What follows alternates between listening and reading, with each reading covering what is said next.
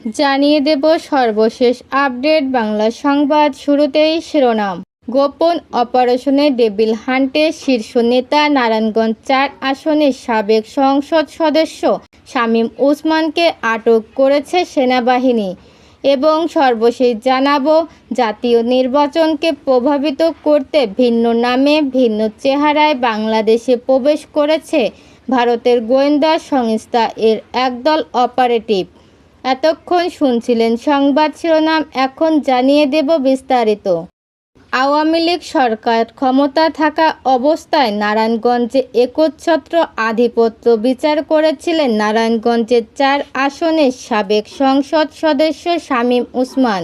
সর্বমহলে তার একচ্ছত্র নিয়ন্ত্রণ থাকত, যে কারণে যে কেউ তার মতের বাইরে গেলেই তাকে নানাভাবে হুমকি ধামকির শিকার হতে হতো। নিজ দলীয় নেতাকর্মী থেকে শুরু করে প্রশাসনের কর্মকর্তা ও তার হয়রানি থেকে মুক্তি পেতেন না। ১৯৮১ সালে সরকারি তোলারাব কলেজের ভিপি নির্বাচিত হওয়ার থেকেই ছাত্র রাজনীতির নাম আসে শামীম ওসমানের। এরপর ১৯৯৬ সালে প্রথমবারের মতো জাতীয় সংসদ নির্বাচনে অংশগ্রহণ করেন তিনি। নির্বাচিত হওয়ার পর থেকে নারায়ণগঞ্জের স্থানীয় প্রশাসন থেকে শুরু করে পুরো নারায়ণগঞ্জ ছিল তার নিয়ন্ত্রণে। শেখ হাসিনার প্রশ্রয় পেয়ে নারায়ণগঞ্জে এ সময়ে তার অনুগতরা হয়ে ওঠেন এ জেলার হত্যাকর্তা। ওই সময় শামীম ওসমান বা তার অনুসারীদের বিরুদ্ধে নারায়ণগঞ্জ এ কথা বলার মতো সাহস খুব কম মানুষই দেখাতে পেরেছেন। স্থানীয়রা জানান, ২০০০ সালের ১৬ এপ্রিল সরকারি তোলারাব কলেজে জাহানারা ইমাম নামের একটি ভবন নির্মাণের উদ্বোধন করা হয়। উদ্বোধনী অনুষ্ঠান শেষে কলেজ প্রাঙ্গণে মুক্ত মঞ্চের সমাবেশ থেকে রাজাকার স্বাধীনতা যুদ্ধাপরাধীদের বিচার দাবি করা হয়। সেদিন সমাবেশ শেষে ঢাকা নারায়ণগঞ্জ লিংক রোডের নারায়ণগঞ্জ গোলাম আজম, দেলোয়ার হোসেন সাঈদী এবং আলী আহসান মোহাম্মদ মুজাহিদের প্রবেশ নিষিদ্ধ করে সাইনবোর্ড স্থাপন করা হয়। এর পরেই মূলত ওই এলাকার নামকরণ হয় সাইনবোর্ড।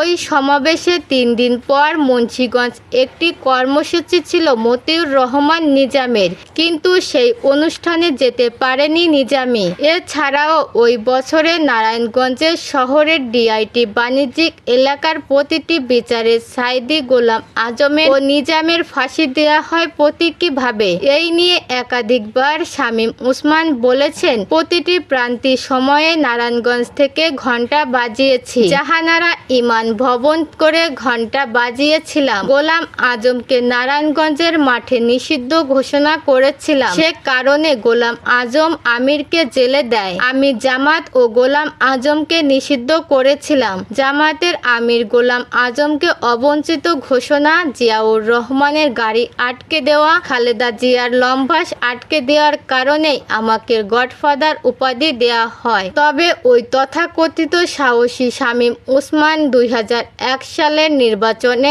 আওয়ামী লীগের ভরাডুবির পর বোরখা পরিধান করে বর্ডার পার হয়ে ভারতে চলে যান। সেখান থেকে পরবর্তীতে তিনি চলে যান কানাডায়। এরপর দীর্ঘ সময় তার কোনো হদিশ পাওয়া যায়নি। ২০০৬ সালে তিনি দেশে ফিরে এসে নারায়ণগঞ্জের রাজনৈতিক অঙ্গনে পুনরায় আবির্ভূত হলেও ২০০৭ সালে 1-11-এর পথ পরিবর্তনের আগের দিন তিনি দেশ ত্যাগ করেন। তিনি দেশে ফিরে আসেন ২০০৯ সালের এপ্রিল মাসে আওয়ামী লীগ ক্ষমতা গ্রহণের পর। ২০১১ সালে নারায়ণগঞ্জের মেয়র নির্বাচিত হয় বিনা প্রতিদ্বন্দ্বিতা করে, কিন্তু ততদিনে মাঝে নতুন খেলোয়াড় আবির্ভূত হন সেলিনা হায়াৎ তায়েবী। তায়েবীর কাছে শামীম ওসমানকে বিশাল ব্যবধানে পরাজিত হতে হয়।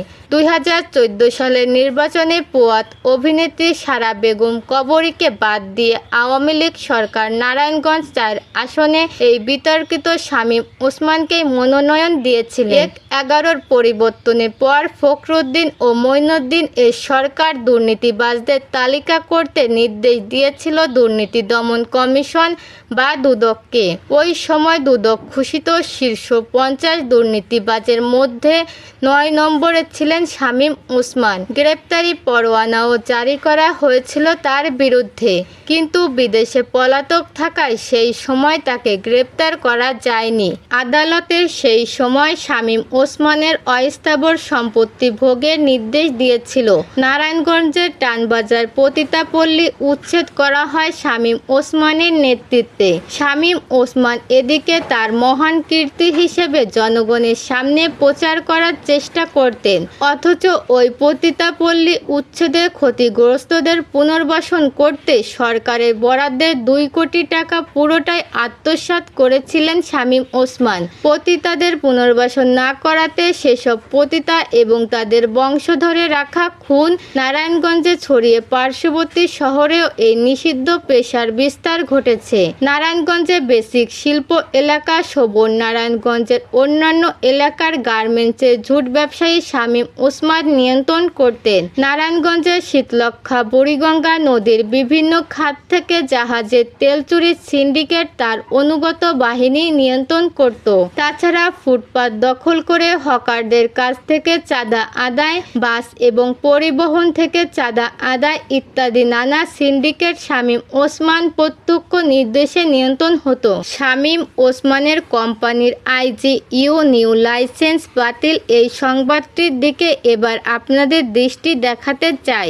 2014 সালের অবৈধ VIP ব্যবসায়